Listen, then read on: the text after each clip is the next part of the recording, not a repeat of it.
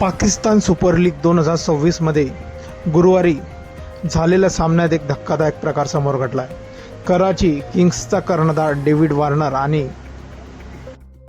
त्याचा सहकारी खेळाडू मोईन अली यांच्यात भर मैदानात बाचाबाची झाल्याचे पाहायला मिळाले, ज्याचा व्हिडिओ सोशल मीडियावर चांगलाच व्हायरल झाला आहे। एकाच संघातील दोन दिग्गज खेळाडू अशा प्रकारे आपसात भिडल्यामुळे चाहत्यांनी आश्चर्य व्यक्त केलं आहे।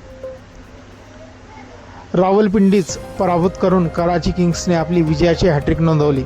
मात्र विजयानंतर खेळाडू मैदानातून बाहेर जात असताना वॉर्नर आणि मोईन अली यांच्यात तीव्र बाचाबाची झाली।